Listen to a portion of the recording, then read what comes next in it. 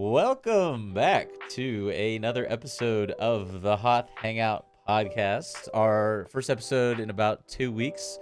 To no one's fault but my own. I was feeling very under the weather last week, and so I appreciate Joey's patience with me and all of your patience with us for not putting an episode out last week. But it's good to be back, and we've got a total of 4 different episodes to talk about today, including a lot of cool other Star Wars info and information. Bad Batch as well as Mandalorian. But before we get into all of that, Joey, what's going on? I love the R2D2 shirt, by the way. Oh, thank you. Yes. Yeah, it's been pretty good. I've been sleeping really well the past couple of weeks because we're not recording so late anymore. um, but other than that, no, I'm glad you're feeling better.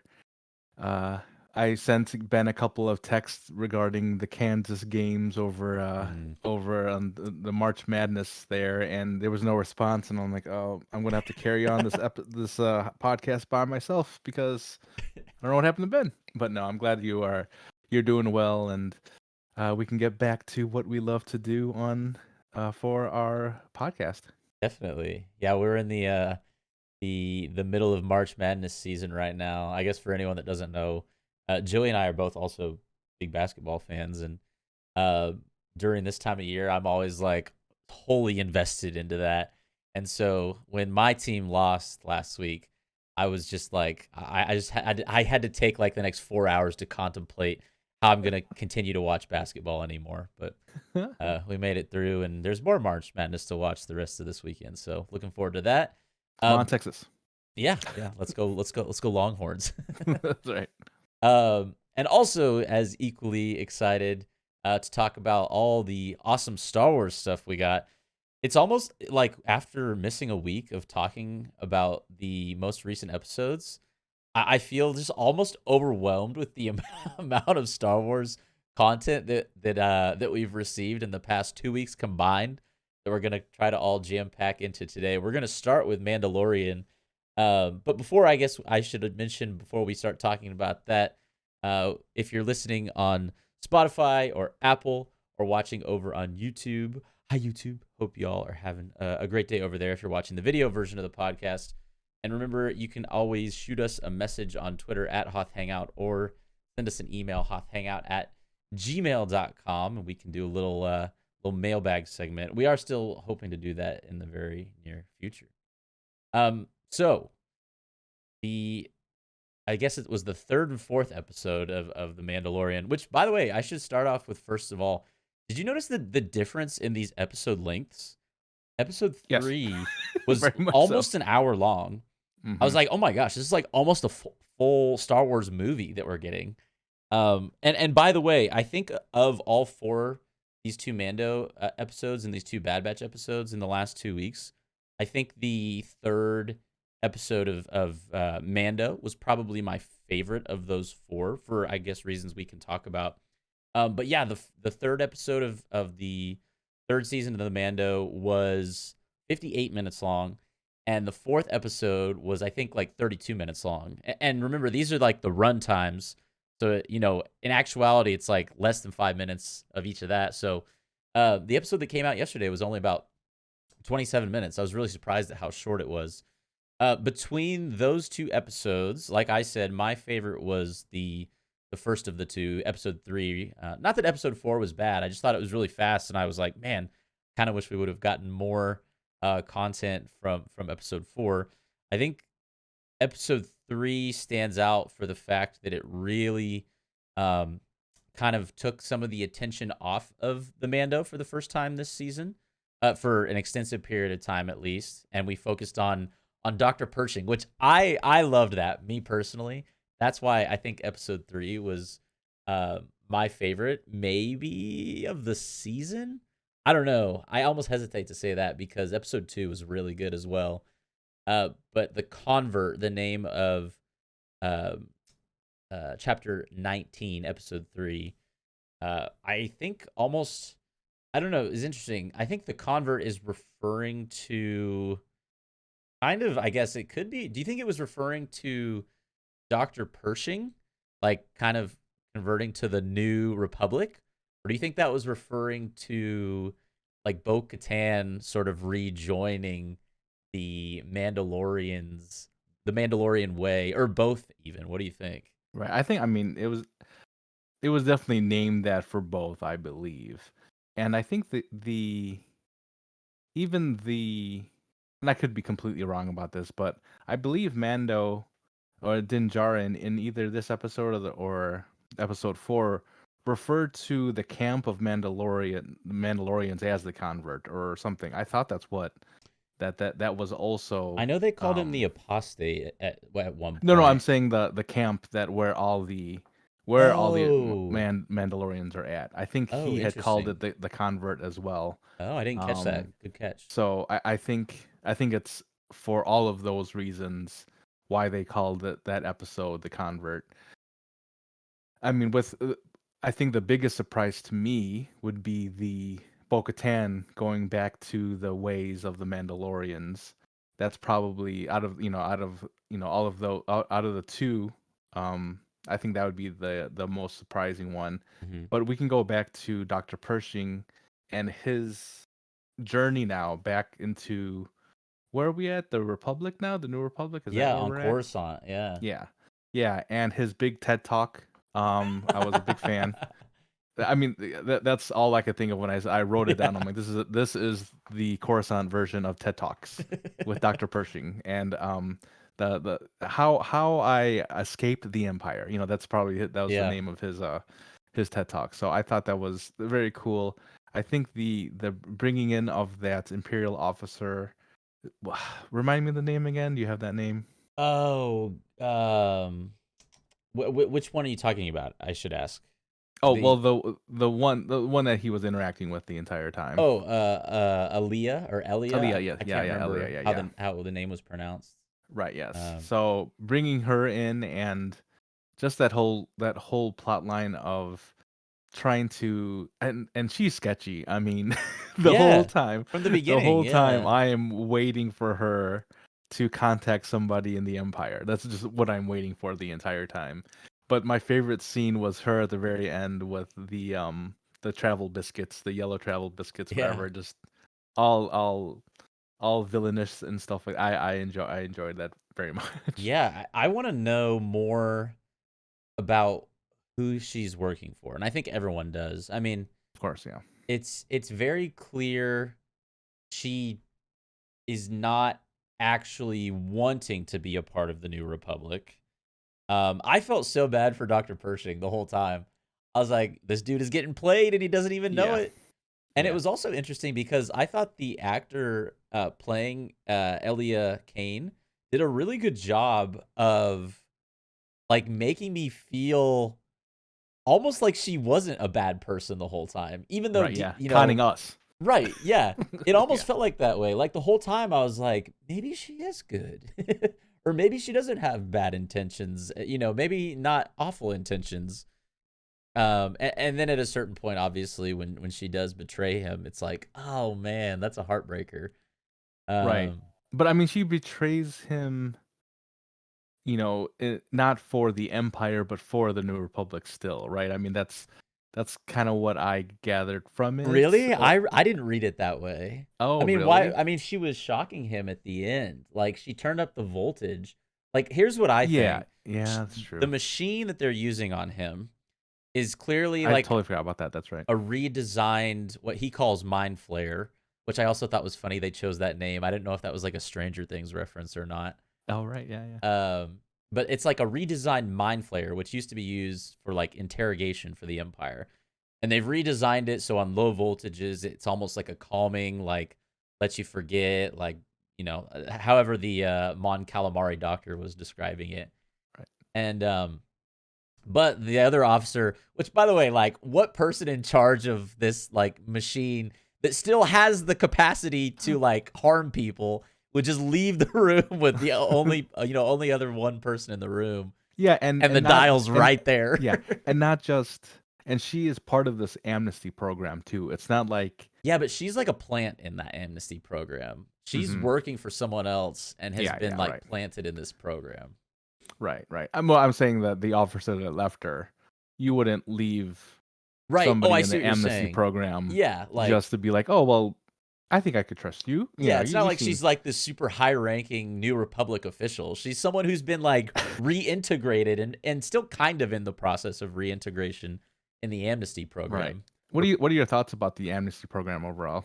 I thought it was really cool. Honestly, the reason I loved the episode so much is because this is our first and probably best look at what the New Republic is. I mean, first live action look at what the New Republic is, for an extended period of time, and so that was cool to see. I thought it was like very.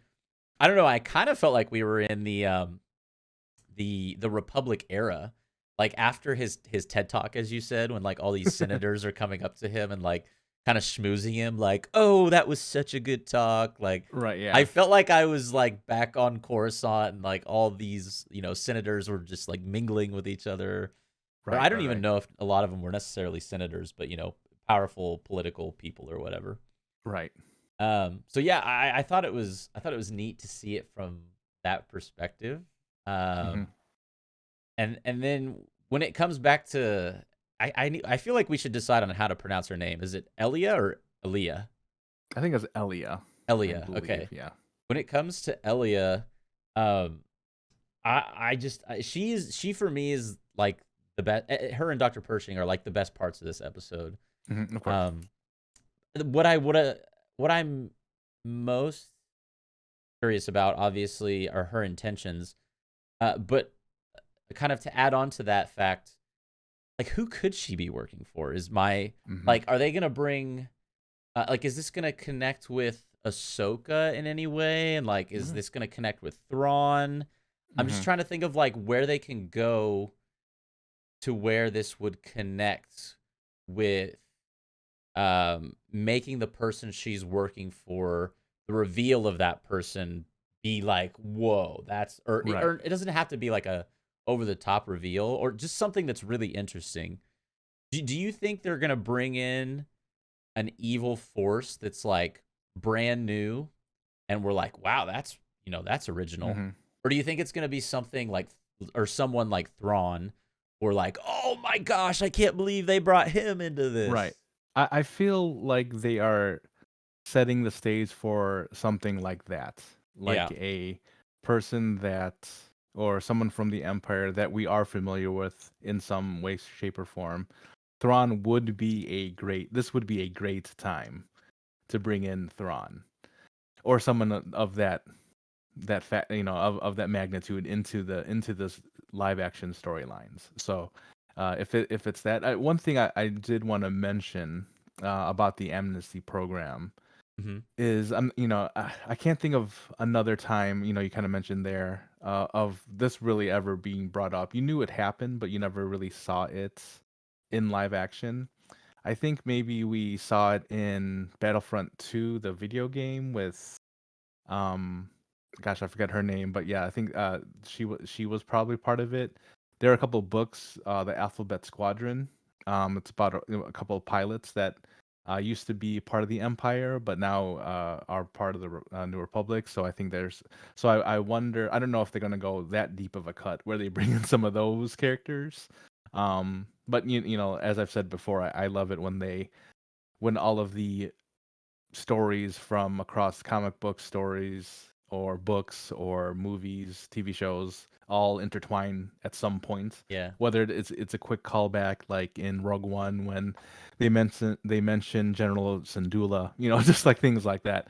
So I don't know if we get any of those particular crossovers, but that's why I asked about the amnesty program, your thoughts about it, because we've kind of seen it here in other Star Wars stories, but I think this is the first time you see it here in live action. So, and it's cool to see it. I like. It's interesting because they don't have names anymore.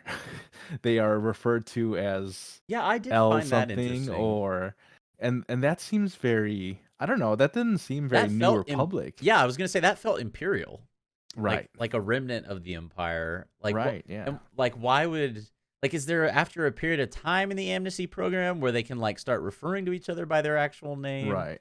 That was a little confusing to me. Why would you still want to refer to people in the amnesty program, something that is trying to reintegrate people from the Empire to the New Republic, like why would you not call them by their real name? That was Right. weird to me. Right. Yeah. And it reminded me very much of how like the clones were treated. Hmm. Just basically, a lot of them were just numbers. They gave themselves these names, at the end. But and with that, I mean, it's not like they didn't have names. Clones didn't have names, so they were purely made to, as war assets, as they've been, described to as in the past. And so to name them just numbers, I get that, I suppose. But I mean, these people had names. Yeah, These people yeah. have names. They So had it names could have before they ever easily, had numbers. Yeah. yeah, this could have easily been just and and they made it a point to be like, oh, this is L344 or whatever. They made it a point that we don't say names here. We say our designated numbers. Yeah.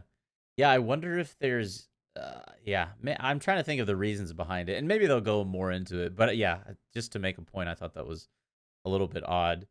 Did you know this was also the only episode of the entire season of Mandalorian that had a writer as a part of the show that was not Jon Favreau or Dave Filoni? Interesting. Yeah, No, I his did not his know that. name's Noah Clore. Oh, okay. And if I had to guess, just because of the just kind of stark polarization of the different pieces of the episode, like the first like 6 or 7 minutes were Mando and Bo, and then like the middle, I don't know, 30 minutes were Dr. Pershing and Elia, and then like the last 10 or 15 were back kind of with the Mandalorians. If I had to guess, I bet this Noah Clore guy probably was really largely responsible for that middle chunk. Or Makes sense. I don't know if that's how they necessarily balance the work responsibilities with who Right. writes Yeah. what, but I mean, it felt like it was written. Those different pieces were written by different people almost. Right. And I'm not sure I was a fan of how they did that, how they Hmm. broke it up in that way, because Would you have it rather it did. have been like a part here and a part there instead of like part big chunk I middle mean, part? I would rather have had an episode purely with Pershing, Mm. and then maybe more content, and extend the all the stuff that happened with the Mandalorians in another episode, honestly. Hmm. Because I don't, I mean, I guess with the naming of the episode, I get it. But outside of that, it just seems like kind of not necessary to me, but Yeah. so because there were two completely different. And again, maybe it is really just because they wanted to say like, oh, look, convert, here are the two instances of this, and Yeah. look how clever we are, so that's kind of how it felt, like a little bit forced. Uh-huh. um but I mean, outside of that similarity, I mean, I don't tie these two necessarily together, because um I mean, the stuff that's happening with Pershing, I'll admit, in this episode was really, I gravitated more towards that than I did the stuff with the Oh yeah. Mandalorians. Yeah. But here's the thing: it's like you don't want to have to battle those two storylines against each other. You want, if anything, if you have an A story, B story, somehow they complement each other. But in Right. this case, it's just like two completely different stories that I feel didn't need to be in the same episode. Yeah, it felt like, and to kind of tie this into Bad Batch, it felt like the Pershing piece of this third episode was more there to kind of tie into the themes of Bad Batch rather than like be a Hmm. part of this Mandalorian story. Right. Like if you think about it, if you remove the Pershing piece from episode 3, like and look at it as like a singular 30-minute episode, does it have more in common with the rest of that third episode or with like the themes of Bad Bad Batch. Batch, like Absolutely. cloning and Yeah. like the ethics of cloning? Right. Yeah. It's definitely more geared towards uh, that, like what they've been talking about in Bad Batch with cloning, and so I'm curious to see what the crossover is, and not to go jump too far ahead to Bad Batch, but the last 2 episodes of that show or of that second season are next Tuesday, well Wednesday early morning for us. Um, so I'm very curious to see if anything they've talked about in this third episode of Mandalorian will resurface in either of next week's 2 finale episodes of Bad Batch and whether they'll mention anything that's been discussed in this episode. Uh, any thoughts on the 3rd episode, I guess, as a whole before we kind of move on to the 4th episode? Just to expand a little bit on what you're saying with Bad Batch, Yeah, I I think before we were wondering why are we having these 2 shows are on at the same time. yeah. This might be it. Oh yeah, You cloning know, is the central theme. yeah, Yeah, this is definitely the point where both of these shows, cross over to each other. Maybe not specific characters to that extent, but definitely the themes and kind of where we left off with where all the clones are in Bad Batch. What's going to happen here now in the New Republic with cloning and that technology. So yeah, I'm that got me excited with the Pershing. It was funny because at first I wasn't a huge fan of the episode. I went to go rewatch it, episode 3 of season of this Mandalorian season, and I was like, oh, because by that time I had watched Bad Batch, so the both Bad Batches hmm episodes. So then I went back. I'm like, oh, I kind of really like this now because it's tying all that clone technology back into it, and um, I really, I'm telling you, I really like the what's her name again? Elia? Is that what you yeah, said? yeah. Yeah, I Elia, really like Elia. her. Yeah, I really like her character. I really, it's that gray area that we don't quite know about quite yet, and I'm excited to see where she either completely turns on the New Republic, or she has some type of other agenda that we don't know of, or like you said, we bring in some other Empire villain again. We get a Thrawn or something like that. So it opens a door, and I'm waiting to see who comes in. Do you think there's a chance that she's just working for Gideon still? I Oh, mean, it's still. I mean that's very possible, I right? I mean mean that's that's. we found out that's how Mhm. Pershing and her. I mean, he recognized they both recognize each other when they meet because they worked on the same ship that Where's Gideon now? I like totally I forgot. don't think we have a ton of information. I think all Okay. I mean, I think we assume that he's in the custody of the New Republic. Right, right. Um, but I don't know that we have exact information as to where he is or if he's being held somewhere or Hmm. the details of that. That Um, episode seems like so long ago. The last time I I saw know, right? Gideon. Yeah.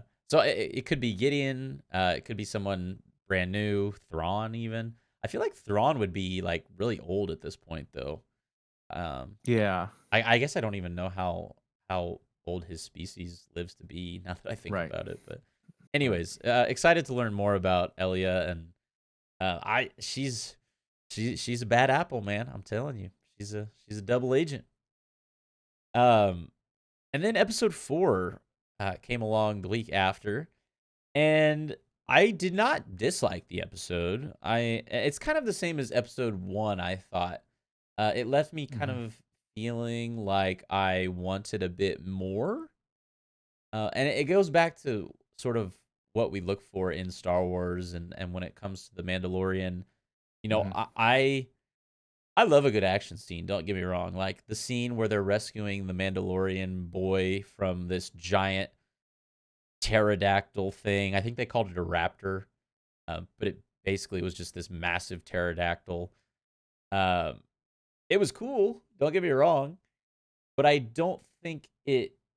I mean, I don't think it brought much to the lore of the show. I just thought Hmm. the whole episode was kind of like trying to be cool, I guess. Sure. That's kind of a weird way of putting it, but um, I guess what the episode did do was I guess it solidified uh, not only Bo as sort of a member of this new group of Mandalorians, but also just kind of entrusted her and Din to what's the Visla's guy's first name? Pause. Paz, yeah.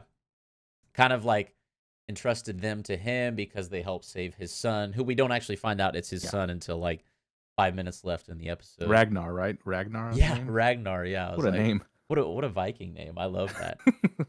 Um, but yeah, I think the best part of this episode. I'm glad I just now remembered this is the Grogu flashback when they're off trying to save the boy. The armorer brings Grogu in to build this thing out of Beskar, like it's a chest plate, I guess is what you would call it. She had a different name for it. I don't remember what it was, but effectively it was just like this chest plate with Din's seal on it. I can't remember what the name of or sigil, not seal, whatever you call it. But anyways, while she's making it, Grogu's having these like flashbacks, and when the door started being, that was such a tease. I was gonna say, I was like, oh, it's a lightsaber, and then it's just clones, and I was like, oh, right. you're kidding me. Come on, yeah. But it was still a cool scene. We got to see a lot of Jedi. I think maybe 5 or 6 of them, but we kind of got to meet one new Jedi, and his name was Kelleran Beck. And for all we know, he's still alive at this point, because he is the one that helps Grogu escape the temple as the clone forces are taking over it, and flies him off world. And so that's all we really see. The end of that vision is him and Grogu jumping into hyperspeed as they escape from Coruscant. So it'll be interesting to see if they kind of dive back into the rest of that story. I would be shocked if we don't see Kelleran again at some point.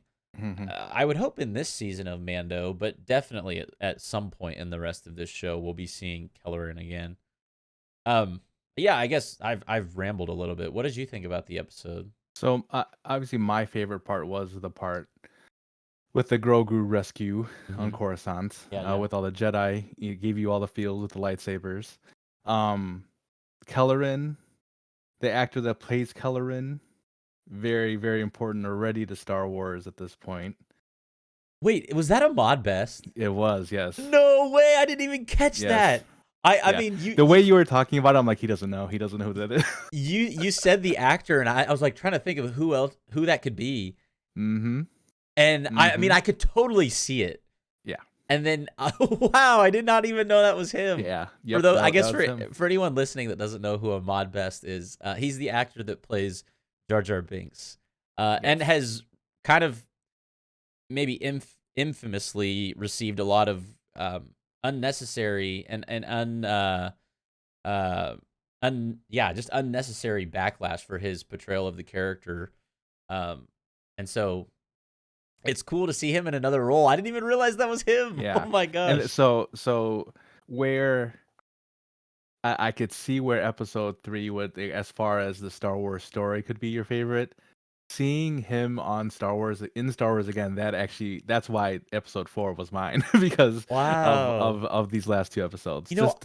Just because of all that he had gone through with the prequels.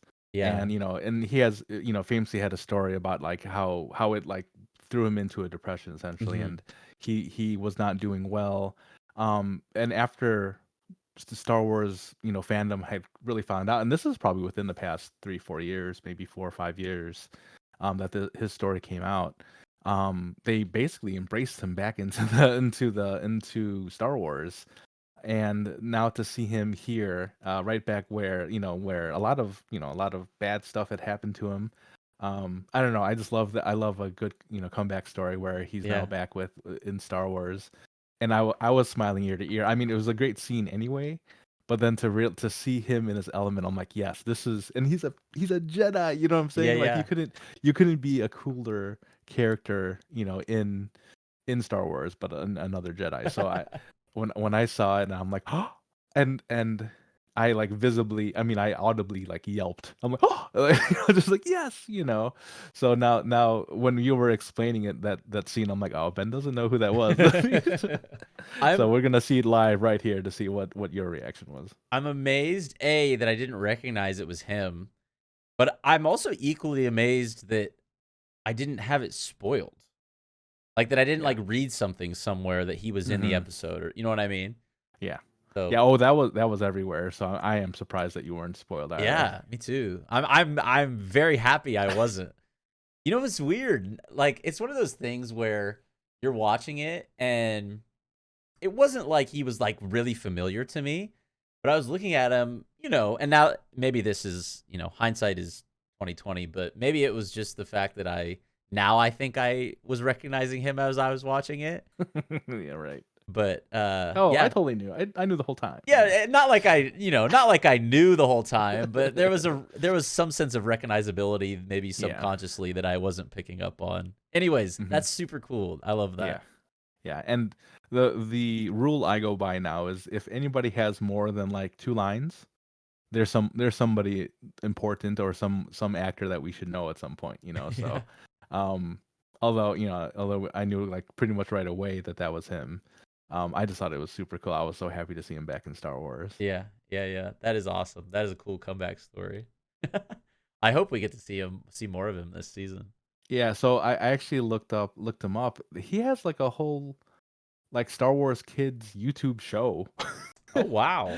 Where it looks like it's like a kind of like a reality show with like three sets of kids like doing like Jedi type of like contests and games and stuff. Huh. So I'm like, and that's his name on the show as well. So I thought, I'm like, oh wow, I had no idea that he was this involved still. So if I would have known that, I'm like, oh, even cooler that he's kind of done this YouTube series, whatever, with Star Wars. But now to actually bring that actual character in to Star Wars, make it canon essentially. Yeah, I think that was really cool. that is awesome. I got to check out that show sometime. Live reactions now for that one. Yeah, yeah, yeah. Oh, I remember the other part of the episode that happens at literally the last 10 seconds is when Bo loses one of her shoulder plates in the fight with the pterodactyl thing. And oh, by the way, before I get to my point here, when the pterodactyl thing like fell into the water and was eaten by that giant massive sea creature, what was the first thing you thought of? What did I think of? I I immediately thought it's something Star Wars. Yeah, I mean, I think of Boba Fett going into the the Sarlacc pit, if anything. Okay, I can see that. You know what I was thinking of in Phantom Menace when they're underwater in the little underwater speeder on Naboo, Obi-Wan, Mhm. Qui-Gon, and Jar Jar, Oh yeah, yeah, yeah, and he goes, "There's always a bigger fish." yeah. Oh, nice. I thought that Yeah. was like very reminiscent of that episode 1 Have you, moment. it actually reminded me of what show is that? Trolls. That's what it reminds me of. Trolls. You ever see that show? That movie? No, Okay, Oh, so yeah, the movie. I haven't seen the movie, but I know what you're talking yeah, about. so there's something very similar where the trolls are in the water and it's very dangerous. So they're getting chased by something that ultimately gets eaten by something that gets eaten by something else. So it was something like that, Yeah, very yeah. similar to the bigger fish comment. Always a bigger fish.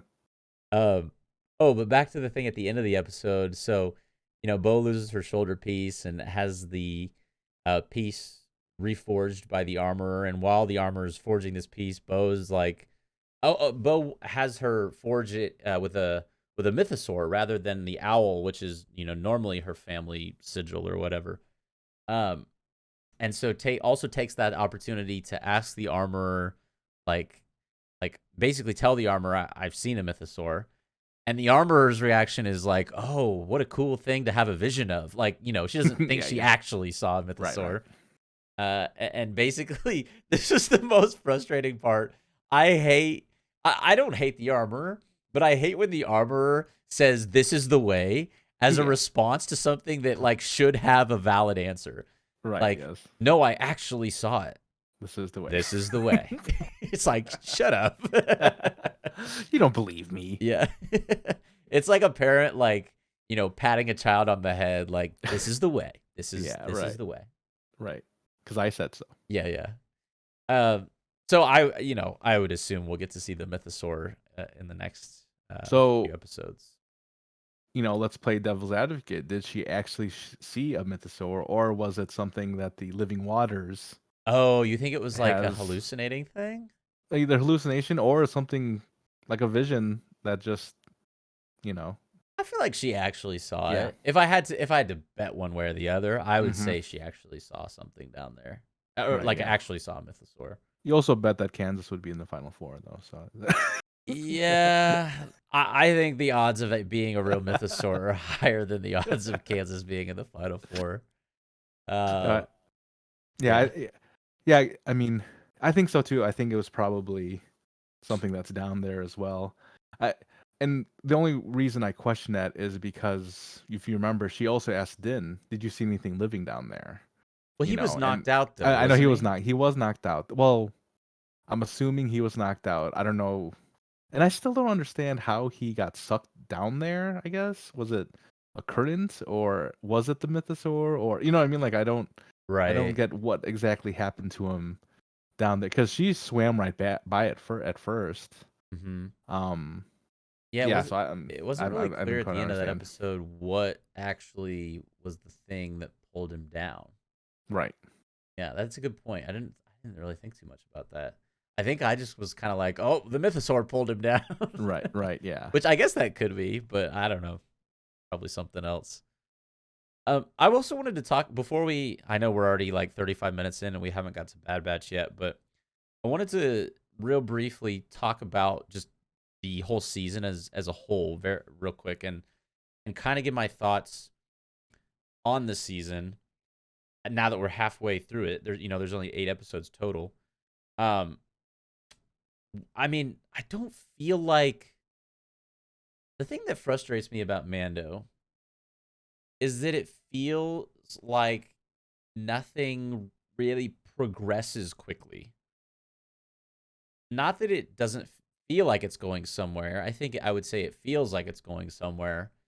It just, if you look at where Mando and Grogu were at the beginning of episode 1 and where they are now, really the only thing that's changed with those two personally is that Mando is now considered a Mandalorian again.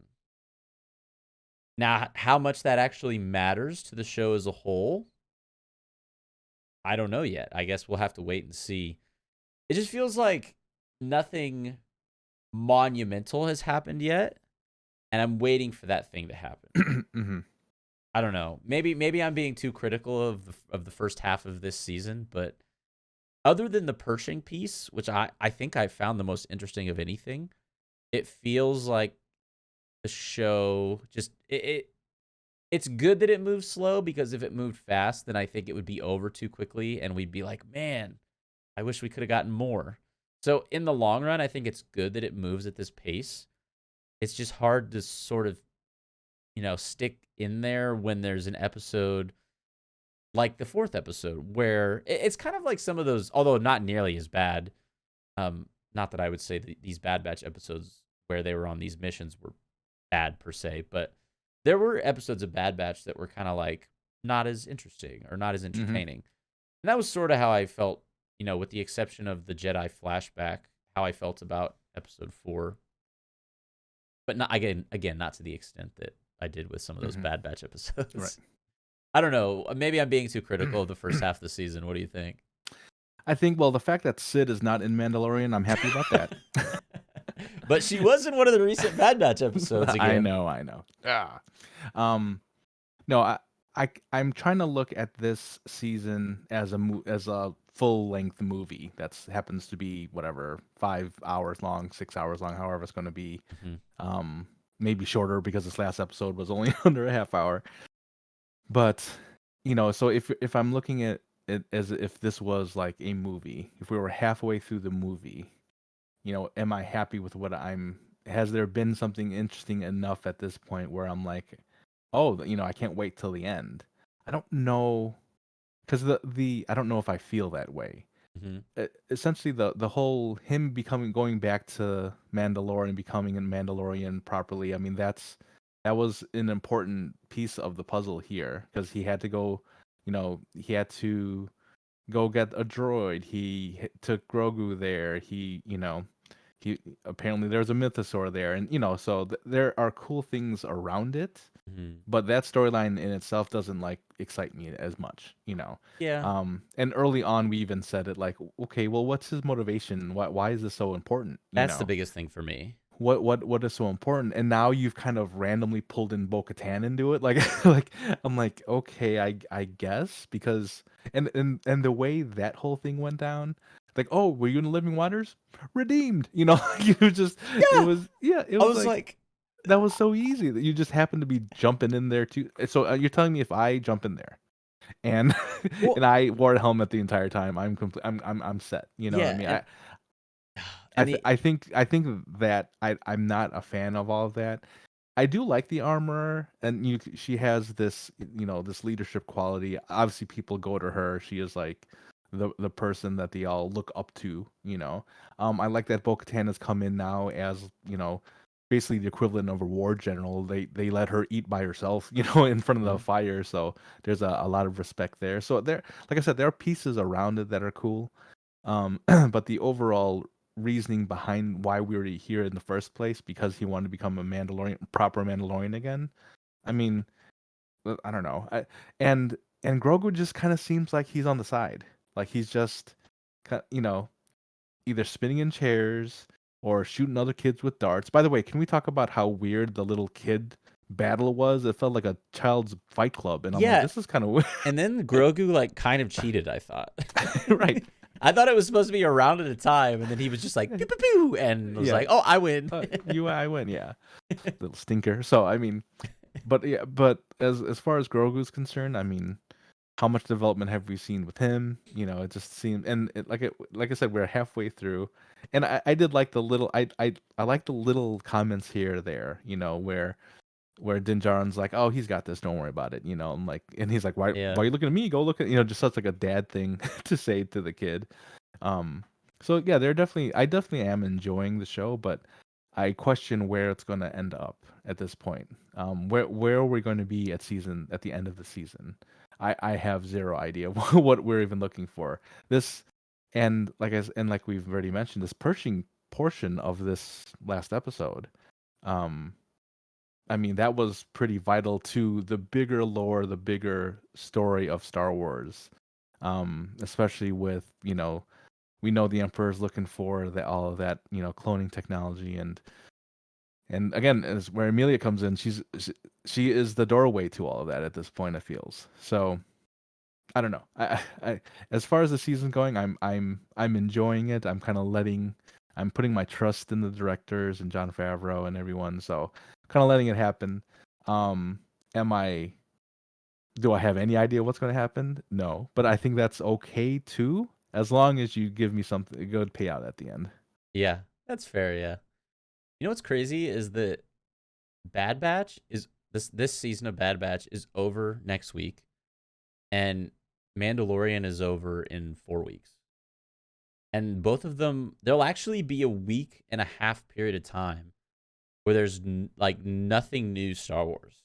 Isn't that crazy? Because we've had, just for the longest time now, we've had Mm-hmm. something constantly new coming out. Mm-hmm. Mm-hmm. And so, Well, January we were a little bit, yeah, I guess that's yeah. fair. But There was like, nothing in there, but um, yeah, we'll have a little bit of period of time there. And I don't know. I wish Mando the seasons were just like even 2 episodes longer. yeah, if it was 10 episodes, I think it'd be good.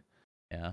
Because then, I mean, honestly, I would have really liked to have seen, this Pershing episode. Honestly, that could have been on its own. That, like I said, that could have been just an Yeah. episode by itself, and then have, the rest of it into another episode. Do you want to hear my theory? I think it was an episode by itself. I kind of do. I kind And of do then too. they were like, there's no Mando in this episode. Right. Yeah.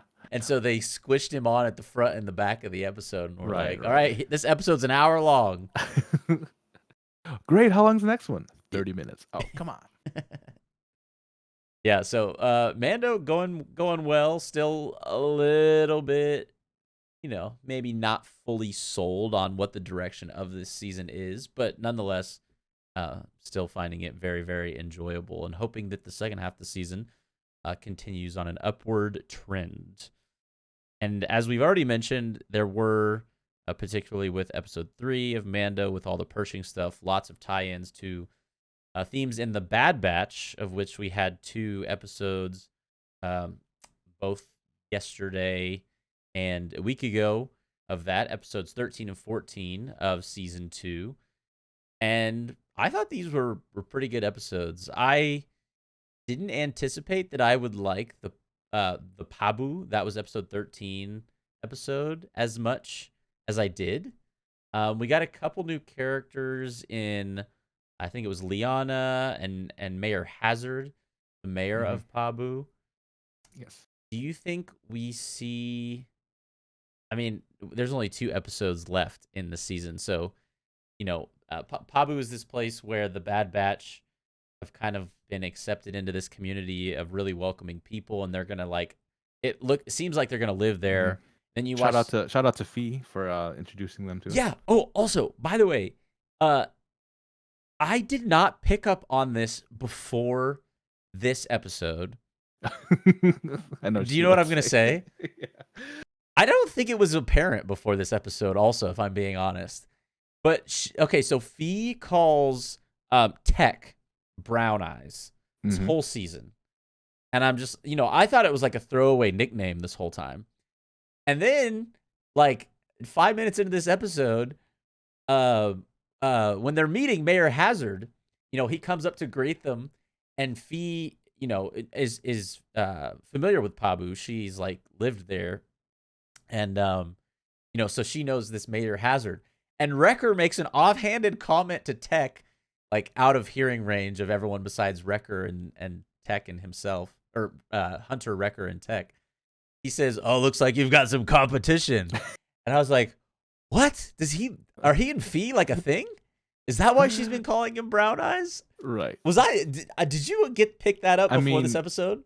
I mean, I didn't look at it as a throwaway nickname Uh huh. because that was very much, specific to a physical character. I can't necessarily remember all the other names, but I definitely remember Brown Eyes. I don't remember what she calls Wrecker. I don't remember what she calls Hunter, if she even has nicknames for them. But I've definitely heard her say Brown Eyes on several occasions. Uh huh.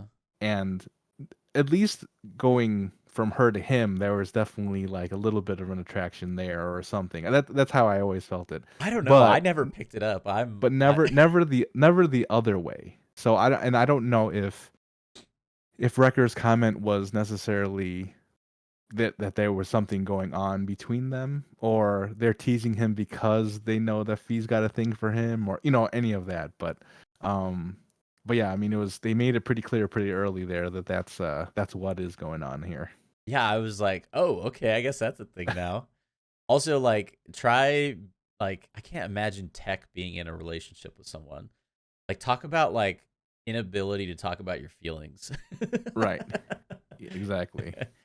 um, so yeah, that was kind of an interesting start to the episode. But the episode as a whole, there's this like typhoon thing, and it was I think one of the only episodes this whole season where I don't think there was really any Empire in this episode, was there? Mm-mm. I don't think No. so. I mean, I thought that. There was Sid at the very beginning, as you Yeah, mentioned. yeah, right, yeah, right. I think when the typhoon hit or whatever it was, because remind me again, did they feel something? They're like, oh, something's Yeah, it was like off. a tremor. I assumed it was Yeah, gonna yeah. be like, this like Star Destroyer up Me that too. was like, That's what I thought too. oh Some no, type they're of here. yeah, some type of empire ship coming in, and I actually went to like Jeddah City where I'm like, oh, are they using the Death Star on this place, and that would gonna cause a tsunami on this little island. Um, but yeah, I don't think the Empire was really mentioned at all. This was just purely kind of like a utopia spot. There's no it seems like they're under the radar from the Empire, that they just kind of live their lives here and they're good. I mean, and were they a bunch of refugees? Is that kind of what Yeah, it was almost like a the refugee island. Yeah. right, where they're all kind of living off the island and helping each other out, very community based, and so big in fact that they had to extend to the lower half of the island there. Right. But unfortunately, that's the problem, is that when you've got water around you, those are ones going to get hit first, and boy, did it. Yeah, and that's kind of where the episode leaves off, is they're rebuilding everything that was taken out on the lower Pabu, as they call it, by the tsunami. And I think, and the big theme there was, is this where the Bad Batch is going to live from now on? Are they going to leave the lives that they had as soldiers, as mercenaries as Sid's puppets, and just live their lives, live the rest of their lives there. They kind of made, I think they made mention of the life that Omega's living up to this point, and look how happy she was with the little girl that was it the mayor's daughter, I believe. Yeah, Liana. Liana, right? Kind of made friends pretty quickly, and who is voiced by, I don't know if you watch this show. It's called Upload on Amazon. No, She's oh yeah, it's a pretty good show. You should watch it. I forget the actress's name, but yeah, she's very good in it, and she's apparently she's a singer as well. Huh. Um, but they kind of get along, Omega and Liana. Is that what you said? Mhm. And yeah, to kind of see the kids being kids, it's kind of nice to see, as far as Omega's got all these talents and able to do all these things, but at the end of it, she is still a child, and you want to make children happy, really. And it looks like she's happy on that island, and do they end up there? We'll see. Yeah, I think their time on Pabu won't last long because in the next episode, we get some more Crosshair. I was so happy about that. And it seems by the end of the 14th episode, um, because Echo and after rescuing, I think it was Hauser, How's that? Yeah. and he had Rex with him, of course, and Was Gregor with them too? Gregor. Yes, thank Yeah. you. Yeah. So it was like all these clones we've seen, like the whole season, they're like back together. You're like, oh, this is awesome. This is a cool rescue mission. They bring this information, and is it they go through the data that they got or something, and they realize that Crosshair is one of these imprisoned clones, and so now that they've received that information, it feels like the next obvious step would be, all right, we got to go rescue our brother. Yep. Which is, I would assume that's what the last 2 episodes of the season are going to be, like a Crosshair rescue mission, more or less. Right. And then a Crosshair decision: do I rejoin Again? Again, yeah.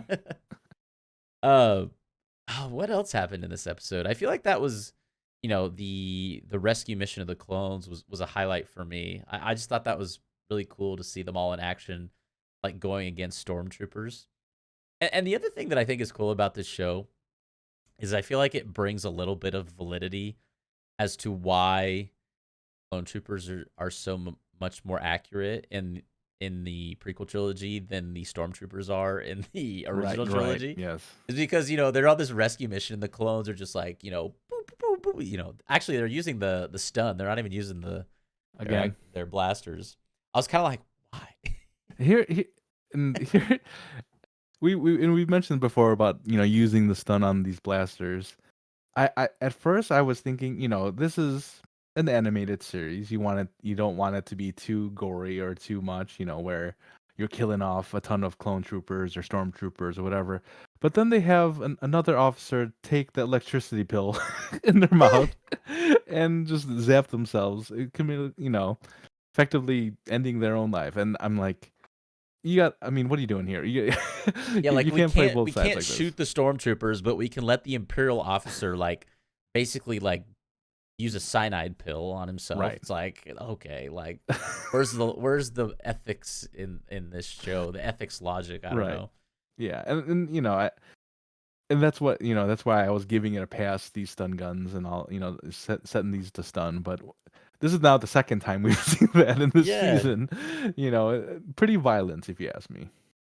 Like if you had a good friend that was imprisoned as a part of a tyrannical empire, on a ship, owned by a tyrannical empire. Are you telling me you're gonna charge onto that ship with your guns on stun? Right. Come on. Right. Yeah. And then later in the episode, when Crosshair is being, tortured, he picks up the gun and is just like poo poo and takes out 2 stormtroopers. I was like, he could do it. Right. Yeah. Then of course he switches it to stun for the character who has dialogue. Right, of course. Which I again, I think she's gonna be a big she's gonna have a big part in this. I mean, they are purposely doing those frames where they're looking at her. Yes. When things are happening, I'm like, all right, she's definitely in on something. She is going. I would say almost 100%. is going to be the reason or part of the reason Crosshair makes it out of this season and Yes. reunites with the Bad Batch. Yes. Is there's going to be a scene where like it's her and the evil doctor and Crosshair in the room with like Hunter, and the doctor has like a gun to Crosshair's head or something. It's on stun. That's on stun, yeah. And then like the doctor's assistant is gonna like hit him over the head with a crowbar or something. She's gonna be like, Right. "I knew he was wrong the whole time. Right. Leave, hurry, get out of Yeah. Yeah. here." Right. She's gonna be the one that helps to rescue Crosshair, Yeah. almost certainly. I would not doubt that at all. Yeah, Yeah. just feels like Put that that's where they're put headed. that in your NCAA bracket somehow. We got that one. Yeah, Easy money. yeah. Well, the final two episodes of the season are called The Summit and Plan 99, both of which come out in about Okay. 6 days' time. Interesting. Yeah. Well, the code that Crosshair sent them was Plan 88, right? Oh, I didn't catch that. I don't know. Yeah, I think that was Plan 88 when they decrypted all of that data that they had stolen. Um, and they Tech was able to find the transmission from Crosshair, and I guess code 88 was something basically to the effect of you're being chased, so be on the lookout or something like that. So Interesting. Yeah, yeah. I'm, like I said, very much looking forward to finally having Crosshair, hopefully, as a part of the Bad Batch again right, by the end of this season. If he gets rescued and does not join them, I don't know what I have to say about this show. right. I mean, it's got to, and but we have to figure, it has to leave something for the next season, assuming I don't know if they've announced the next season or what I the don't think deal they is. officially have, but maybe So hopefully we might get that announcement next week too, assuming the end of the episode is either a cliffhanger right, or ends in a very conclusion like style. right, yeah. So I mean, I would assume that if I had to put my money on it, yeah, I would assume that he is reunited with the Bad Batch fully. Now he's part of the team again. Um, but maybe Omega is stolen again. Like that Oh, would be the only other. But it's just like you're kind of cycling through the same types of stories. I kind of hope that's not the case. right. Because you want them to be, and because you'd be like, again, you're not together again, and you have all this. Yeah. Um, but I don't know. But I'm excited for next week. I'm excited to see how this ends. I think this season gave us some roller coaster feelings where we were kind of up and down with how we felt about the stories. I mean, the missions we weren't necessarily very excited about, but once they got into the nuts and bolts of the clones, the remaining clones, what their lives are going to look like going forward, and they did a great job of reminding us that they're people, and these are people that we have watched for decades at this point, where they have been part of the Star Wars story. You can't just let them just let them disappear. They're Right. around everywhere. So what does this mean going forward for them? So I think they did a great job at bringing that to the forefront and giving us some really meaningful stories along the way. Yeah. Yeah, I think so much so that the only direction they have left now is kind of to explore Omega's character. Even and actually I shouldn't even say explore Omega's character. Basically like if they have a third season of this show, it's almost going to be weird that it's called The Bad Batch because I think it should just entirely shift focus to Omega if they want the show to be entertaining in a way that is pertaining to the overall Star Wars vibes right now with Hmm. all the clone stuff and whatnot. And maybe the Bad Batch are heavily involved in that too. They're clones as well. Right. Um, But I mean, they made a pretty big. They're making a big push for Omega right now. yeah. The Empire. So I mean, we she's what they're know after. she is what they're after. So if they capture her at this point, I kind of, now that we're talking about a little bit more, I kind of see that happening again, Yeah. where they're gonna capture her. Although I guess they didn't capture her last time. She was just part of them. Um, but yeah, where they're gonna capture her, and now they have to find her, find their way back to her, and that would be season 3. Yeah. Yeah. All right, two yes or no questions for you, and then we can rank the or rate the episodes. Yes or no? Do we get a third season of Bad Batch? Yes. Okay, I would say yes as well. Yes or no? Do we see Sid in Bad Batch again? Do you want what I think will happen or what I want to happen? let me ask it this way: Is Sid alive at the end of this season of the Bad Batch? Yeah, she is. Yeah. Okay. What do you want? What do you want to happen? I want her just to not be around. I mean, the reality is that I mean she still has this information on them, Yeah. right? I mean, maybe not their whereabouts or where they are. I mean, she's not very far from that too either. Fee knows where they're at, Uh-huh. and she has access to Fee, so there is possibility where Sid messes everything up. She's the one that tells the Empire, "Oh, they're over there," because I know where they're at. Mm. So yeah, Sid. I think, yeah, I think she's still around. I think it's possible she's the one that messes up their utopia over there. I could see that happening. Sid being the ultimate evil of Bad Batch Yeah. season 2. Okay. Rankings or ratings for the episode. Do you want to do Mando or Bad Batch ones first? Let's do Bando first. Okay. I'm gonna be kind of harsh on episode 4. Episode 3, I'm gonna go B plus. And episode 4, I'm gonna go C plus. Oh wow, Yeah. that's a dip. That's quite a dip. Yeah. I'm going with B on episode 3. Okay.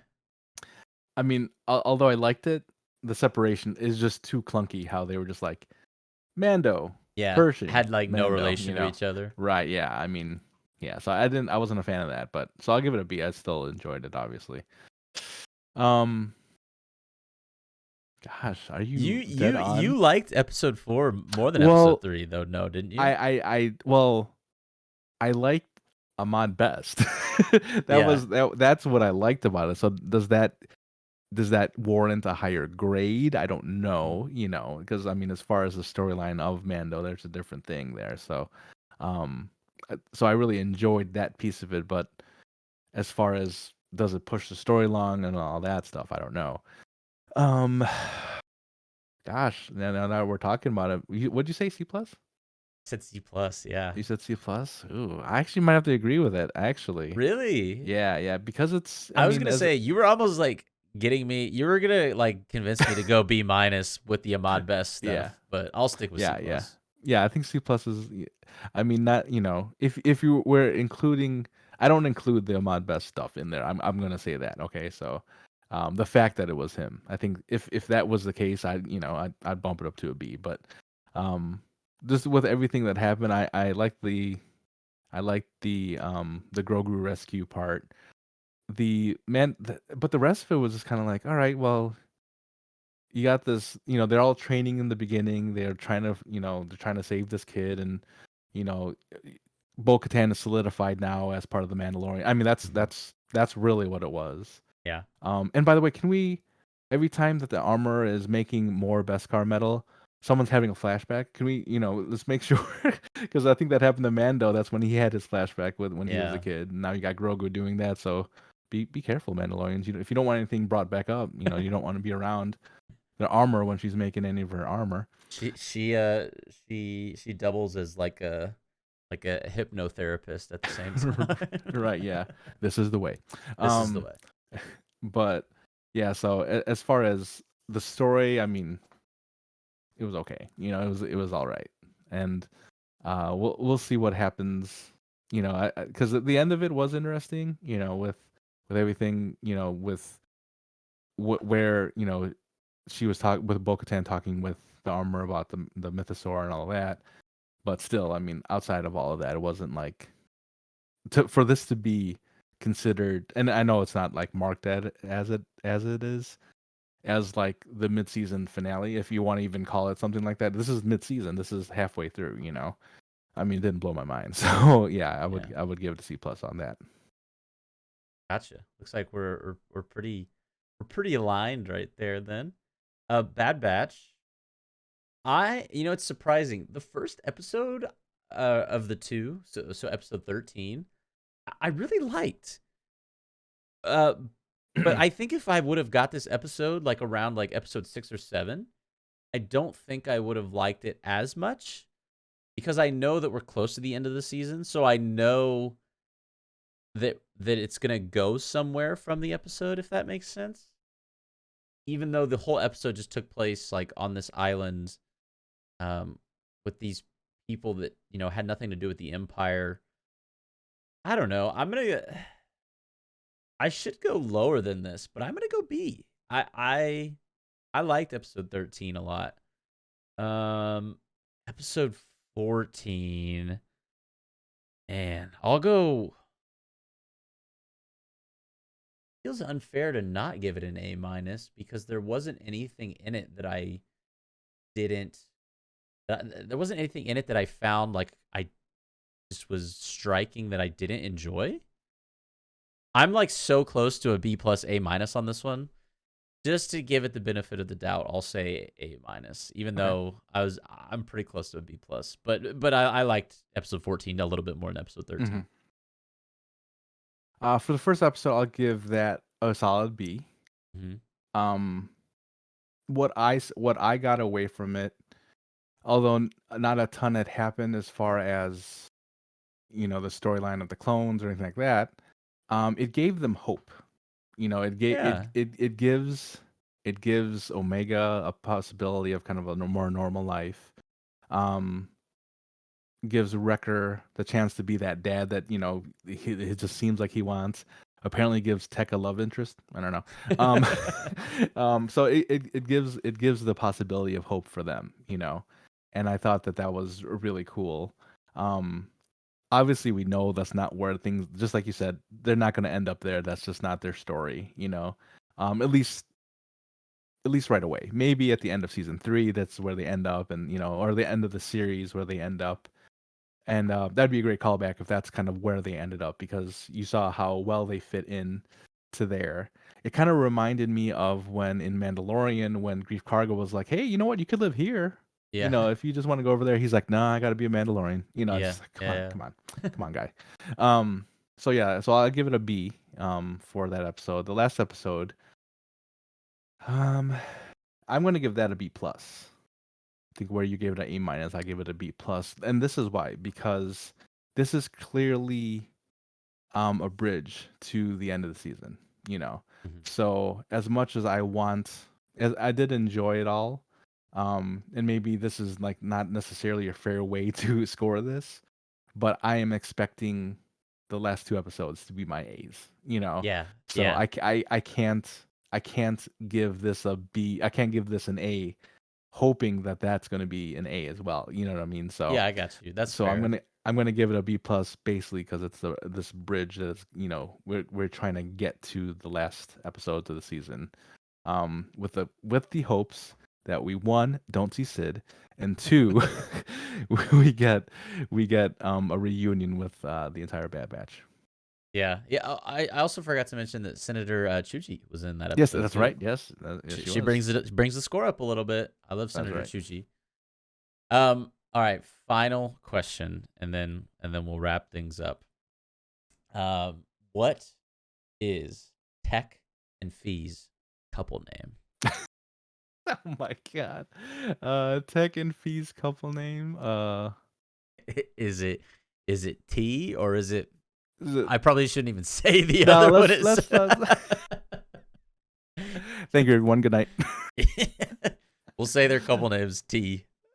We'll say T. It Yeah. feels too short to be a couple name, but Right. Yeah. any last thoughts on anything we've covered today? Bad Batch, Mando, anything Star Wars before we sign off on this No, one?